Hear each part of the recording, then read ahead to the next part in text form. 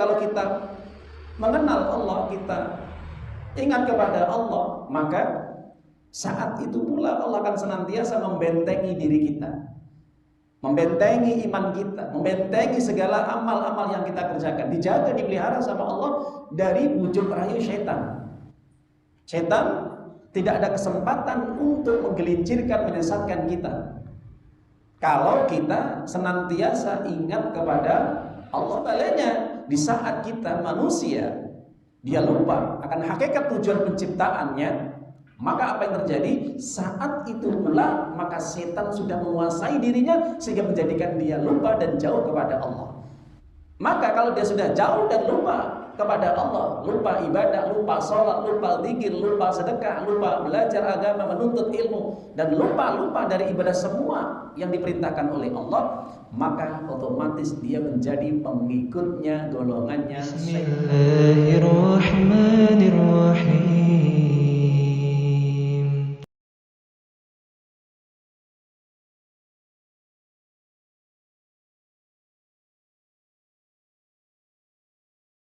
Para jamaah Bapak Ibu yang dimuliakan oleh Allah Subhanahu wa taala, ketika seseorang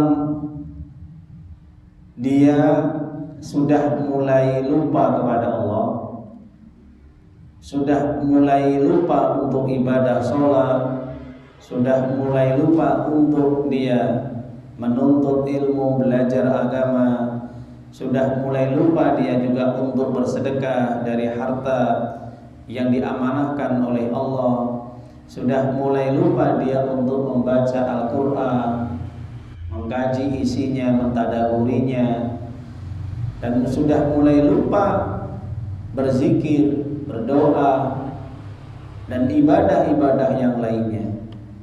Maka para ulama menjelaskan, di saat ketika seseorang itu sudah mulai lupa akan tujuan hidup di dunia ini, bahwa manusia pada hakikatnya ketika diciptakan oleh Allah hidup di dunia ini adalah untuk apa?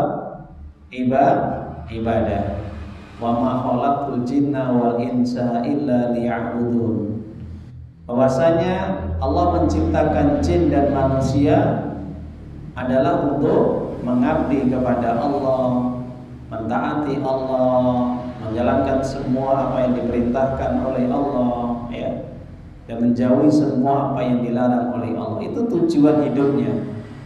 Tapi ketika seseorang manusia kita lupa akan hakikat tujuan kita diciptakan oleh Allah, sehingga saat itu pula maka kita menjadi orang yang sangat dihinakan oleh Allah, orang yang paling merugi hidupnya di dunia ini. Kenapa? Karena secara tidak langsung ketika kita sebagai manusia kita lupa akan tujuan Allah menciptakan kita, yang pada dasarnya kita disuruh, diperintah untuk ibadah kepada Allah. Apapun perintah Allah itu kita abaikan, kita tinggalkan, ya.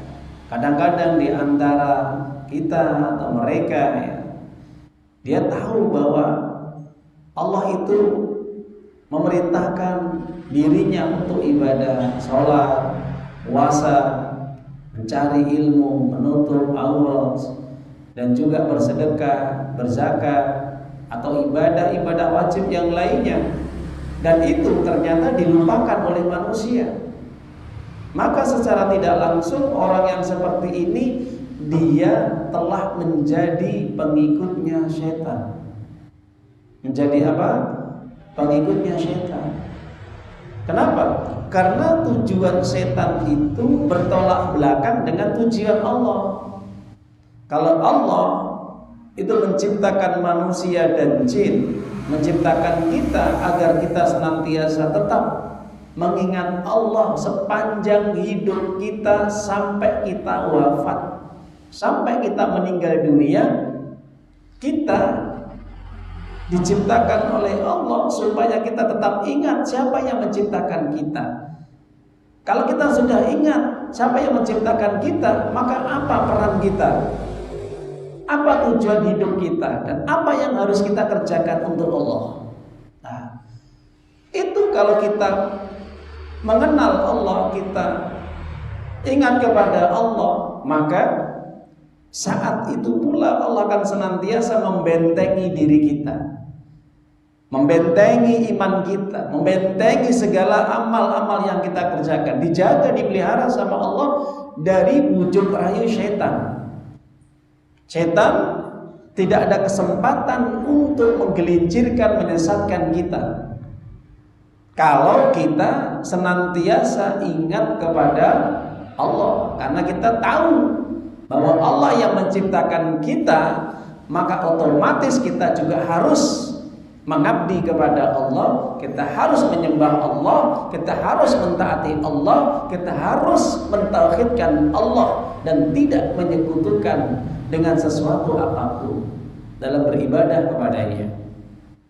Nah, maka setan tidak akan bisa mampu untuk menggoda kita. Tapi sebaliknya, di saat kita manusia dia lupa akan hakikat tujuan penciptaannya, maka apa yang terjadi? Saat itu pula maka setan sudah menguasai dirinya sehingga menjadikan dia lupa dan jauh kepada Allah. Maka kalau dia sudah jauh dan lupa kepada Allah, lupa ibadah, lupa sholat, lupa zikir, lupa sedekah, lupa belajar agama, menuntut ilmu, dan lupa dari ibadah semua yang diperintahkan oleh Allah, maka otomatis dia menjadi pengikutnya, golongannya syaitan, atau yang dinamakan apa? Hizbus syaitan. Ada Hizbullah, ada pengikutnya Allah, ada golongannya Allah, ada hizbul syaitan, pengikutnya syaitan atau golongannya syaitan. Dan hal ini dijelaskan oleh Allah. Ayat yang kami bacakan tadi di atas, apa kata Allah di dalam surat Al-Mujadilah, ya, ayat yang ke-19, yang dimana Allah Ta'ala menerangkan secara jelas, ya, surat yang 58, istahwadha alaihimu syaitan fa'ansahum dzikrullah. Di saat ketika setan menjadikan seseorang itu berada dalam kekuasaannya, artinya orang tadi dikuasai oleh setan, Pak Bung.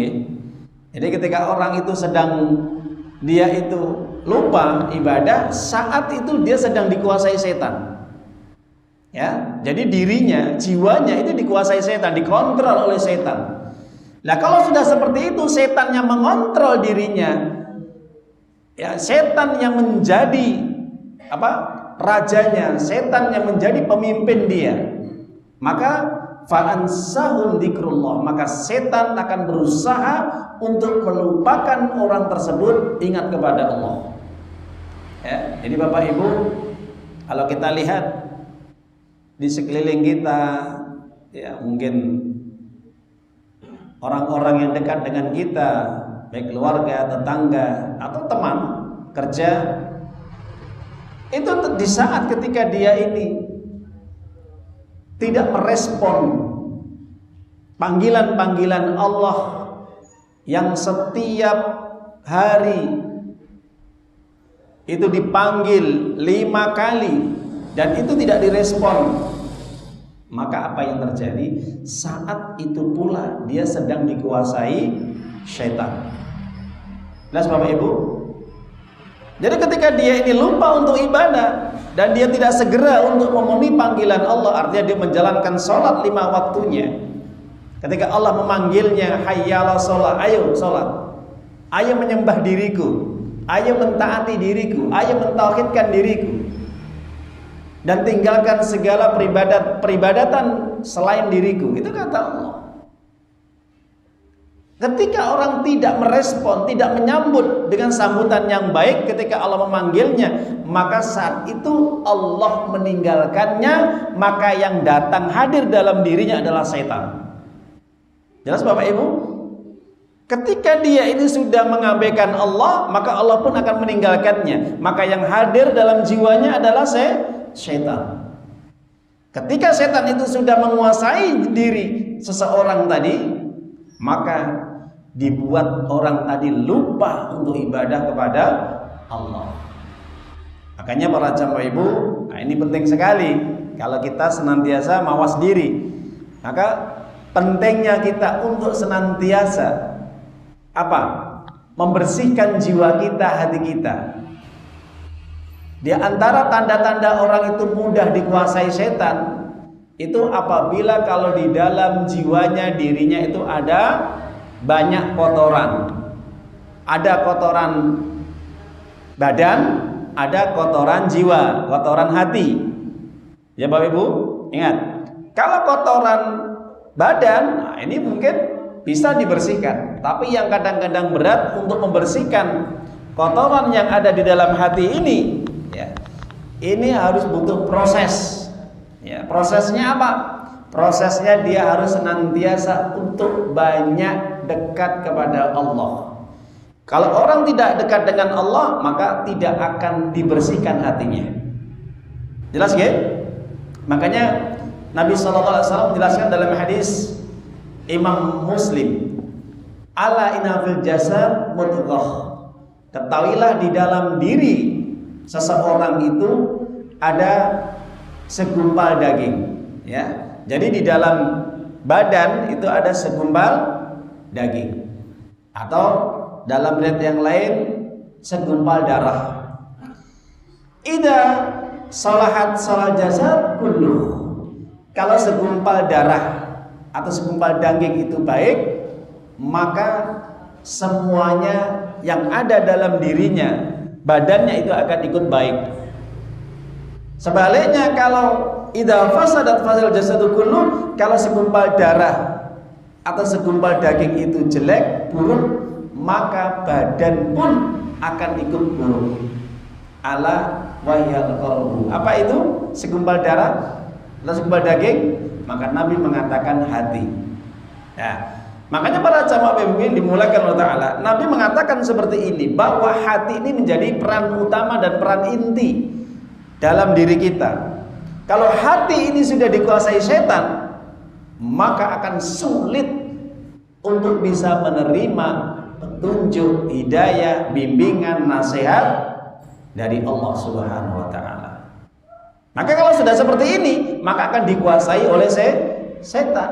Makanya Bapak Ibu, pentingnya Allah memerintahkan, mengingatkan kita untuk selalu banyak berzikir. Jelas? Untuk banyak apa? Berzikir. Makanya Allah katakan di dalam surat Al-Ahzab, ya ayyuhalladzina amanu dzkurullaha dzikran katsiran wasabbihu bukratan wa asila. Wahai orang-orang yang beriman, kalau kalian sudah beriman, hati-hati. Jangan menganggap kalau sudah kita mengaku Islam sehingga kita ini tidak lepas dari jerat-jerat setan, dari godaan setan. Tidak bisa. Kalau orang itu sudah mengaku beriman, maka dia akan senantiasa terus akan dikuntit oleh setan. Bagaimana mencari celah-celah yang kosong untuk masuk dalam hati manusia tadi. Jadi kalau kita ini sudah dikuasai setan hati kita, apa yang terjadi? Maka kita akan berat, malas, lupa ibadah kepada Allah Subhanahu wa Ta'ala.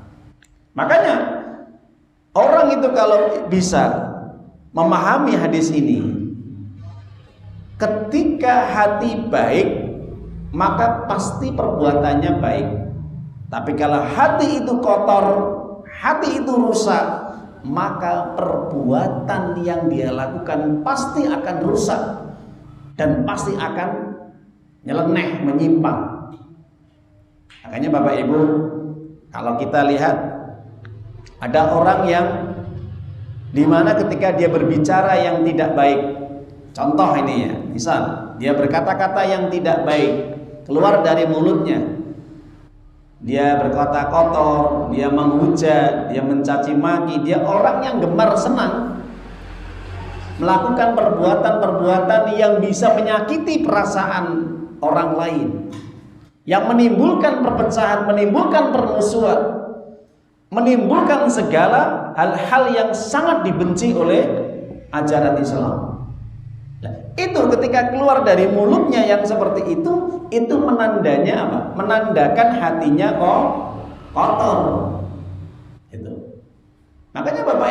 ini penting sekali ya. Jangan kita remehkan kalau urusan masalah hati ya.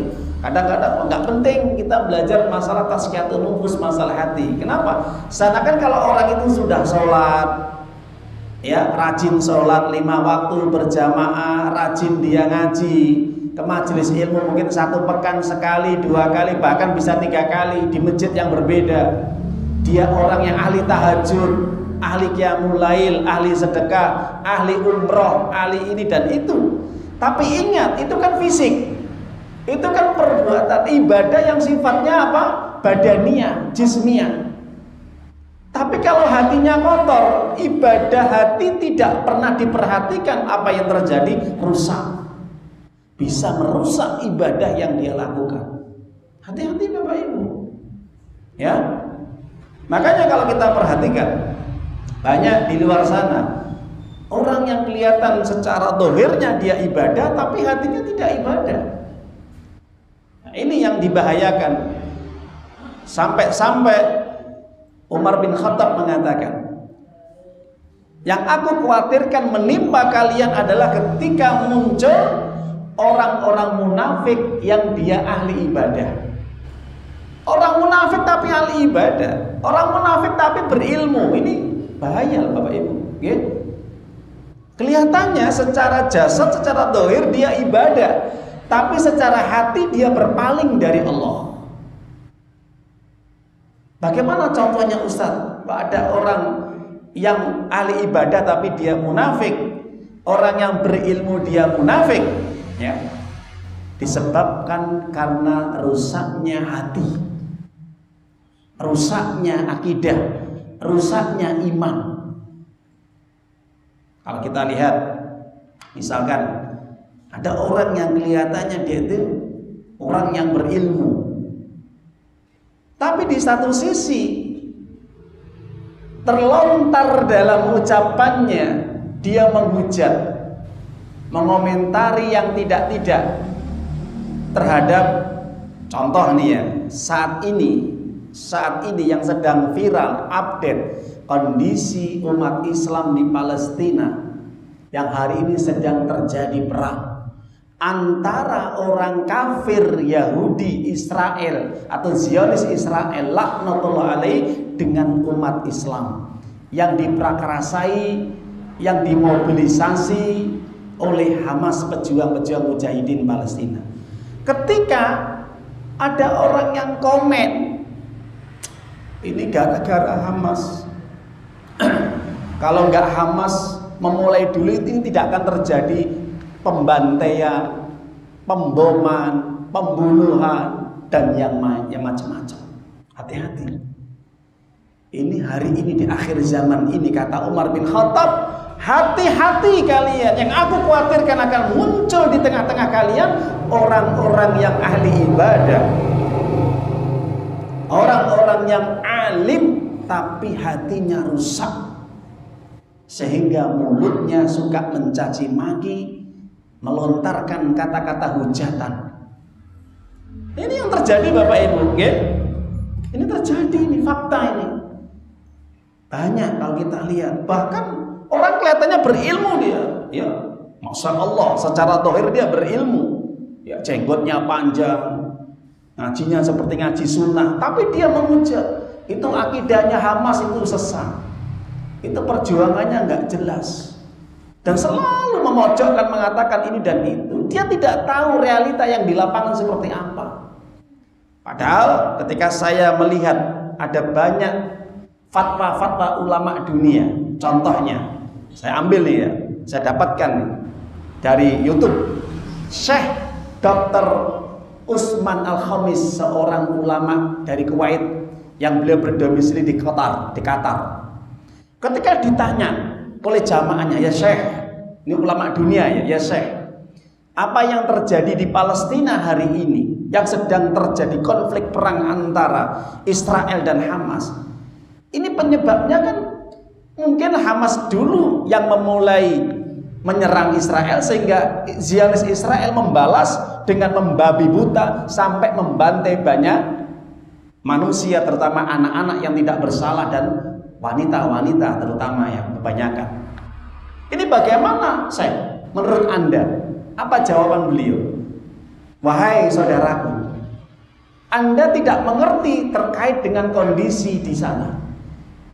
Kalau kita tidak mengerti kondisi di sana, jangan sekali-kali berbicara tentang urusan umat. Nanti bisa menyesatkan. Yang terjadi di Palestina hari ini di Gaza, beliau mengatakan, saya punya videonya, nanti bisa melihat video saya. Yang terjadi di Palestina di Gaza, yang hari ini sudah makan korban 14.000 kaum muslimin. Di pihak Israel itu hanya kurang lebih 2.000 atau 1.600, 700. Banyak mana? Banyak umat Islam yang meninggal dunia, digenosida, dibabat, dibantai, dibunuh. Ya, anak-anak yang tidak berdosa, wanita-wanita tidak berdosa. Yang terjadi perang hari ini di Palestina adalah perang antara kekafiran dan keimanan. Ingat, yang terjadi perang di Palestina adalah antara ahlul haq dan ahlul batil, ahlul iman dan ahlul kufur. Antara Panji yang mengibarkan bendera keimanan, membela agama Allah, membela syariat Allah, membela bumi Allah yang suci, yaitu Al-Quds, Palestina, membela Masjidil Aqsa, masjid peninggalan dari para nabi, para rasul terdahulu, dengan Zionis Israel penjajah, penjahat dunia, barbar, ya, manusia yang dijuluki oleh Allah kera dan babi adalah Israel, Zionis Yahudi. Itu perang jelas antara keimanan, antara alul haq dan kekufuran yang membawa kesyirikan. Jadi kalau sampai mengatakan menyalah-nyalahkan, ya, dari kelompok umat Islam terlebih dahulu, ini rusak akidahnya, hatinya kotor. Meskipun dohirnya dia orang yang seperti orang alim. Ya, jadi hati-hati Bapak Ibu, ini di media ini luar biasa loh ya. Terjadinya banyak fitnah-fitnah syubhat yang merajalela. Padahal dia banyak punya umat, punya jamaah, tapi apa yang terjadi? Bukan kok dia mendukung, malah menyudutkan. Astagfirullah. Jadi sampai reporter yang dari Indonesia yang sudah lama di sana, 14 tahun sampai 16 tahun, Muhammad Hussein dan Onim. Nah ya, Onim itu relawan Indonesia yang dia menikah dengan penduduk wanita Palestina, dan juga Muhammad Hussein itu menyatakan bahwa tujuan Israel Zionis Yahudi ini, dia ini membunuh warga sipil Palestina, terutama umat Islam yang kebanyakan meninggal dunia.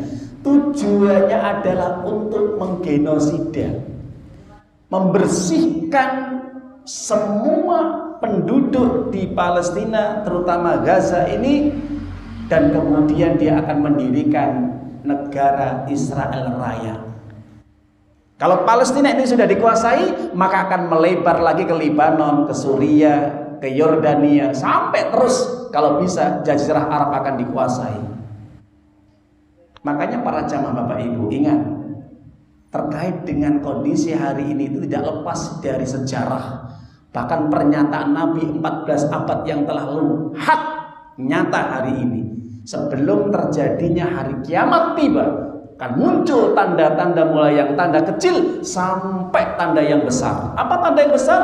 Munculnya Dajjal. Munculnya apa? Dajjal. Dajjal laknatullah alaih akan muncul. Makanya dari situlah Yahudi sudah mempersiapkan kedatangan Masihud Dajjal. Dan dia akan menguasai Palestina dulu sebagai pijakan pertama, startnya menjadi negara Israel Raya, kemudian melebar sampai menguasai dunia. Bila perlu Baitullah, Ka'bah dan Madinah akan dihancurkan. Yakin Bapak Ibu? Yakin, harus yakin. Kenapa? Sebelum datangnya hari kiamat, tanda-tanda kiamat besar, Dajjal akan menguasai dunia.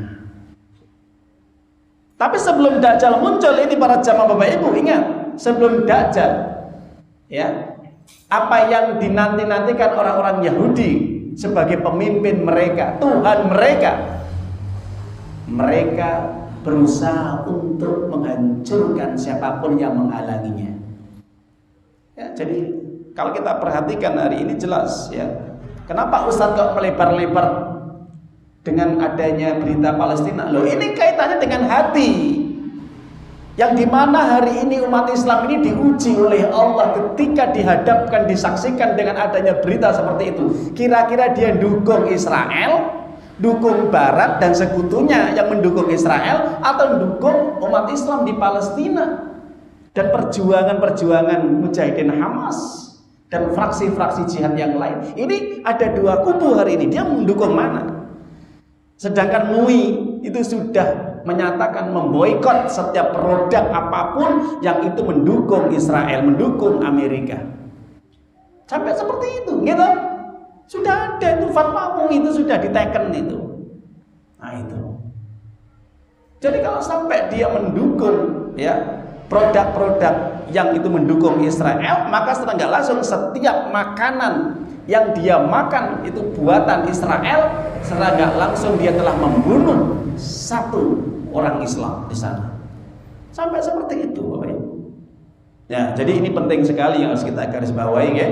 Jadi kembali kepada hati tadi. Jadi kalau orang yang betul-betul itu akan lepas dari penguasaan syaitan, maka ini hati yang bersih, punya keimanan, punya jiwa yang baik, pikirannya juga positif. Maka orang yang dikuasai setan adalah pikirannya negatif dan hatinya kotor, maka jiwanya juga akan kotor. Maka yang keluar dari mulutnya, apa yang keluar dari tindakan-tindakannya itu tidak selaras dengan aturan Allah, keluar dari syariat Allah.